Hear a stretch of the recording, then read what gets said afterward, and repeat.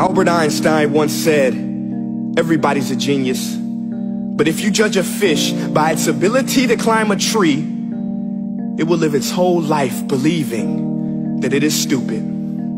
Ladies and gentlemen of the jury, today on trial we have modern day schooling. Glad you could come. Not only does he make fish climb trees, but also makes them climb down and do a 10-mile run. Tell me, school, are you proud of the things you've done?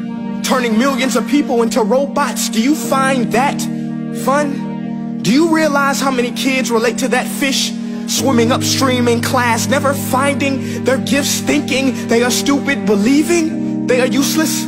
Well, the time has come, no more excuses. I call school to the stand and accuse him of killing creativity, individuality, and being intellectually abusive. He's an ancient institution that has outlived his usage.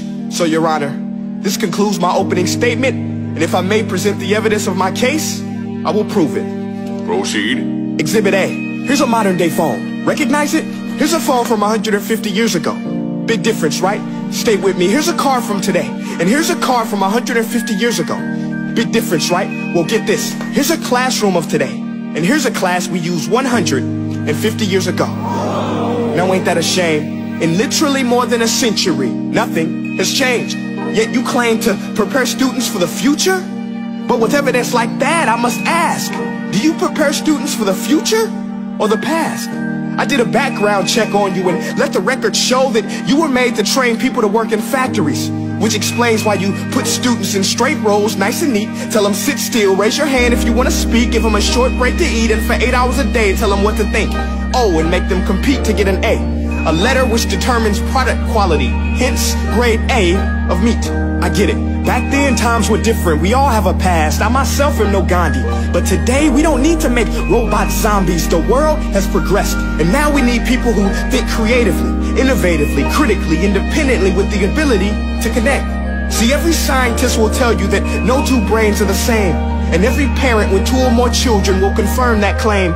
So please explain why you treat students like cookie cutter frames or snapback hats, giving them this one-size-fits-all crap. Watch your language. Sorry, Your Honor, but if a doctor prescribed the exact same medicine to all of his patients, the results will be tragic. So many people will get sick, yet when it comes to school, this is exactly what happens. This educational malpractice, where one teacher stands in front of 20 kids, each one having different strengths, different needs, different gifts, different dreams, and you teach the same thing the same way? That's horrific. Ladies and gentlemen, the defendant should not be acquitted. This may be one of the worst criminal offenses ever to be committed. And let's mention the way you treat your employees. Objection. Overruled. I want to hear this. It's a shame. I mean, teachers have the most important job on the planet, yet they're underpaid? No wonder so many students are short-changed. Let's be honest. Teachers should earn just as much as doctors, because a doctor can do heart surgery and save the life of a kid. But a great teacher can reach the heart of that kid and allow him to truly live. See, teachers are heroes that often get blamed, but they're not the problem.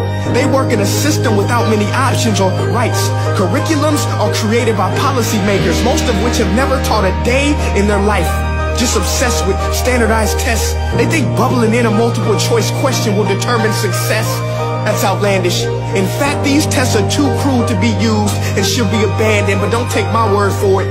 Take Frederick J. Kelly, the man who invented standardized testing, who said, and I quote, "These tests are too cruel to be used and should be abandoned." Ladies and gentlemen of the jury, if we continue down this road, the results will be lethal. I don't have much faith in school, but I do have faith in people. And if we can customize healthcare, cars, and Facebook pages, then it is our duty to do the same for education, to upgrade it, change it, do away with school spirit, because that's useless. Unless we're working to bring the spirit out of each and every student, that should be our task. No more Common Core. Instead, let's reach the core of every heart in every class. Sure, math is important, but no more than art or dance. Let's give every gift an equal chance. I know this sounds like a dream, but countries like Finland are doing impressive things. They have shorter school days. Teachers make a decent wage. Homework is non-existent, and they focus on collaboration instead of competition. But here's the kicker, boys and girls. Their educational system outperforms every other country in the world. Other places like Singapore are succeeding rapidly. Schools like Montessori, programs like Khan Academy. There is no single solution, but let's get moving. Because while students may be 20% of our population, they are 100% of our future. So let's attend to their dreams, and there's no telling what we can achieve. This is a world in which I believe, a world where fish are no longer forced to climb trees. I'll rest my case.